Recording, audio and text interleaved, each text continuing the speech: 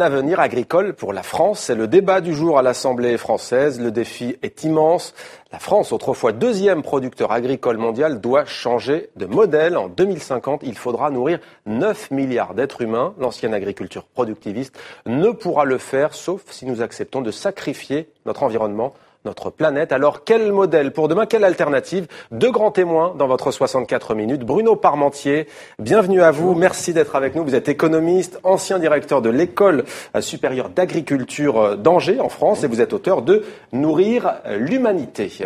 Avec nous également Pierre Rabhi. Merci d'être avec nous. Vous êtes agriculteur, philosophe, écrivain. Vous êtes auteur de Semeur d'espoir, espoir au pluriel, également de Vers la sobriété heureuse. Merci d'être avec nous, Pierre Rabhi. On vous retrouve dans un instant. Alors, Bruno Parmentier, la France, je viens de le dire, tente de changer de modèle agricole. À quelles difficultés fait face cette agriculture aujourd'hui? Alors déjà, par rapport à ce que vous avez dit, c'est pas à la France de nourrir la planète. Bien entendu que non. On va avoir 9 milliards de gens. On va pas nourrir 9 milliards de gens à partir de nos champs. Et ça, c'est une idée qu'on a eue au moment de la décolonisation. On va nourrir les gens qui ont faim. Bon, les gens qui ont faim, il y en a 900 millions sur Terre. Bon, on va pas. Les Africains doivent manger africains, les Asiatiques doivent manger asiatiques, et les Français, enfin les Européens doivent manger européens. Bien.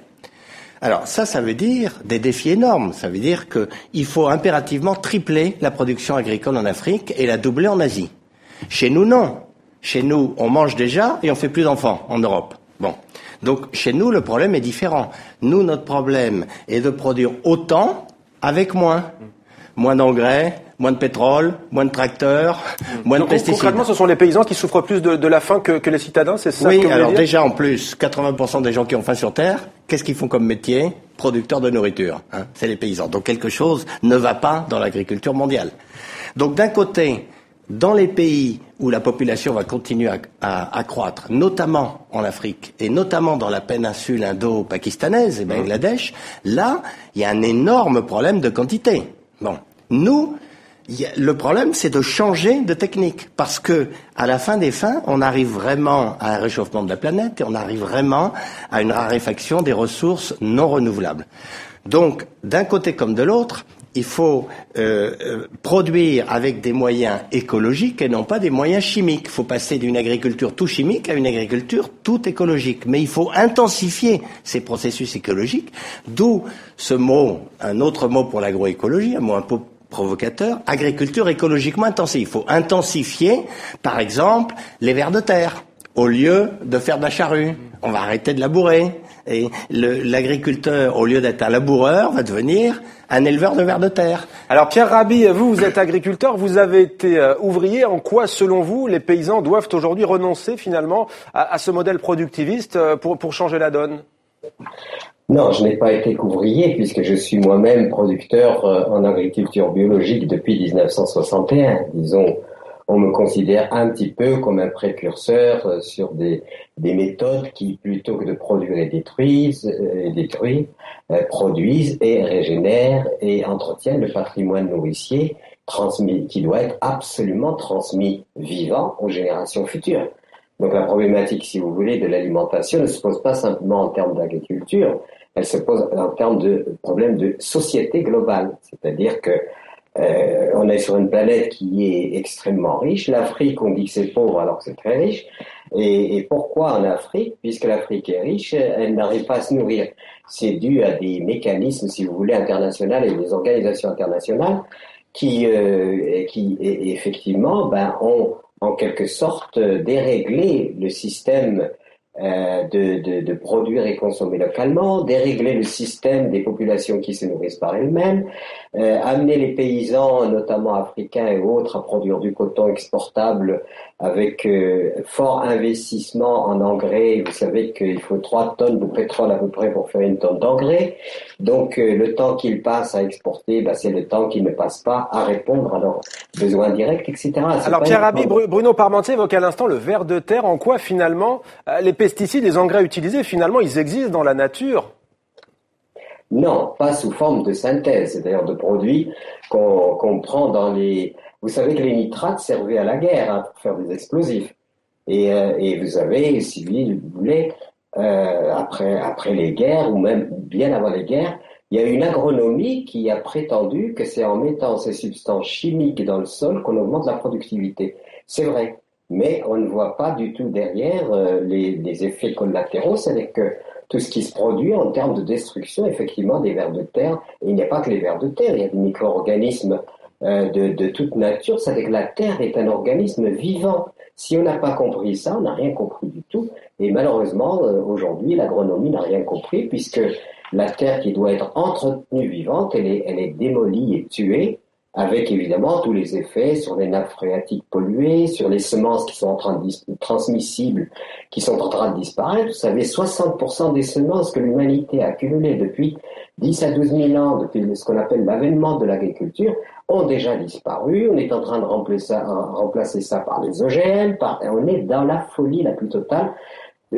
Et cette folie, comme vous le savez, c'est si vous voulez, cette espèce de pathologie du profit à tout prix qui est en train d'affamer. Alors justement, Pierre Rabhi, puisque vous parlez du profit, je me tourne vers vous, Bruno Parmentier. Un chiffre, 300 grammes, c'est ce que mangent en moyenne, en quantité de viande, les Européens.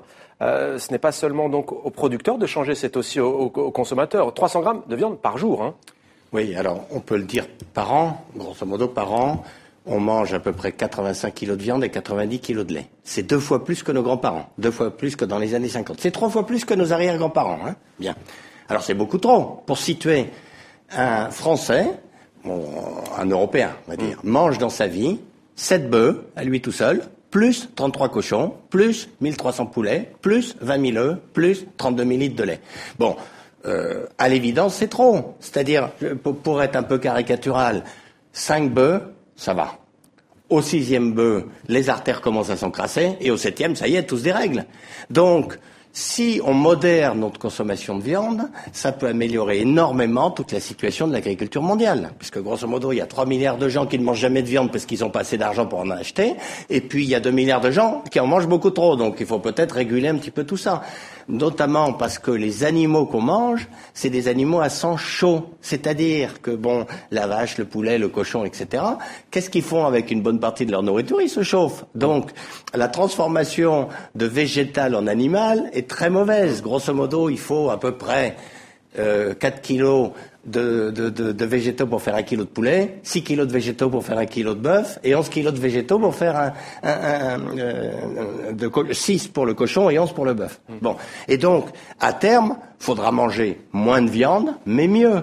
Et par exemple, en ce moment, la crise qui démarre en Bretagne, c'est la crise du poulet basique. Importer du soja du Brésil et puis du maïs pour le transformer en poulet bas de gamme avec des subventions européennes pour le vendre congelé à l'Arabie Saoudite, au bout d'un moment, c'est normal que les Brésiliens disent, attendez, c'est ma matière première à moi, les salaires sont moins chers, je vais les faire. Mais à louer, il n'y a pas de problème, les poulets de louer, les poulets labels, etc. Donc à terme, on mangera dans nos pays moins de viande, mais meilleur.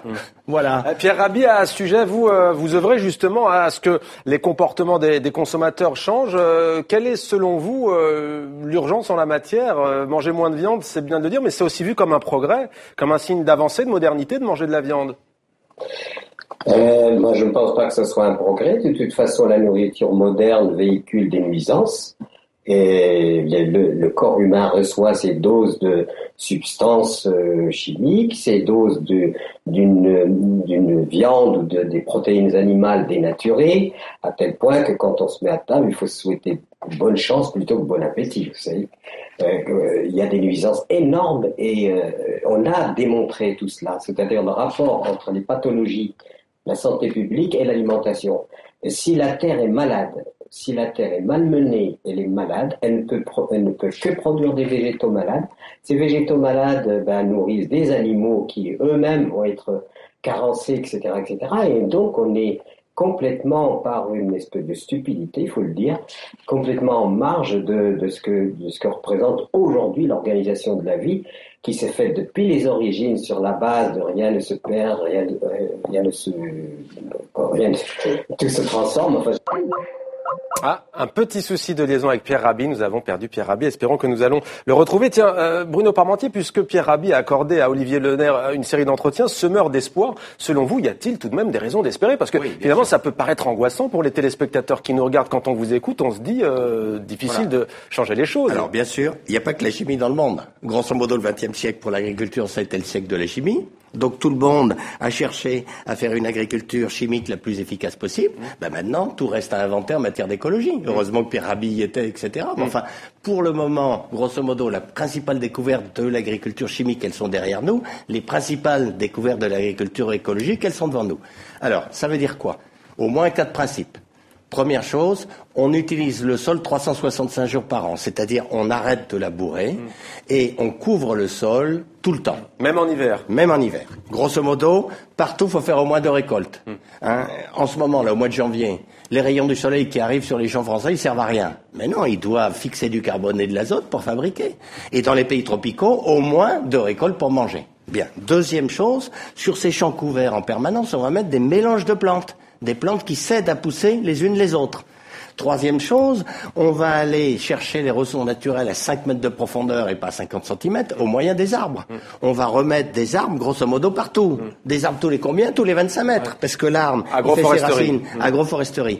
Et dernière chose, on va utiliser les animaux à notre service. On va utiliser, alors je parlais des vers de terre, enfin les abeilles, les carabes, les bactéries, les champignons, tout, les associations de plantes, remettre les oiseaux, l'écosystème etc. finalement Et sur donc, le devant des choses. En remettant en forme une agroécologie, une écologie intensive, on peut, chez nous, où l'agriculture est très bonne, on peut produire autant avec beaucoup moins. Et dans les pays tropicaux, où la réalité, c'est que la productivité est pas très forte et où la demande est très forte, là oui, il y a de vrais espoirs, par exemple en Afrique, de tripler la production agricole en Afrique, comme on se le doit, mais avec des moyens écologiques et intellectuels, au lieu de mettre des tracteurs et des pesticides. Alors Pierre Rabhi, sur les raisons d'espérer, Bruno Parmentier vient de nous donner les siennes. Quelles sont vos raisons à vous d'espérer, d'y croire? Écoutez, je ne peux pas seulement espérer, c'est-à-dire qu'on a quand même, j'ai écrit un bouquin qui s'appelle L'offrande au crépuscule, qui a été publié chez l'Harmattan et qui a eu un prix du ministère de l'Agriculture français, qui explique toute une aventure que j'ai eue pendant des années avec le soutien du Point Mulhouse sur la zone sahélienne du Burkina Faso, et où on a fait la démonstration que par l'approche agroécologique, on pouvait améliorer les sols et augmenter la productivité et nourrir les gens. Donc on n'est pas dans des théories ou dans des hypothèses, on est dans des réalités. J'invite les gens à lire L'offrande au crépuscule et ils verront que les solutions. Aujourd'hui, quand mes anciens élèves, je leur demande combien de paysans produisent biologiquement, ils me disent au Burkina Faso, il y a au moins 100 000. Donc, au moins l'usage direct de la matière organique sans recours à aucun produit chimique. Et à un moment, j'ai été invité par Thomas Sankara qui m'a dit écoutez, le résultat au Burkina Faso est tellement formidable, nous réduisons de plus en plus notre facture importation d'engrais, etc., qu'il faut absolument que votre méthode, l'agroécologie, devienne une politique nationale. Merci. J'ai changé de cela. Et puis malheureusement, vous savez ce qui lui est arrivé. Dès qu'il y a une belle conscience qui naît sur cette planète, eh bien, on se dépêche de l'éteindre.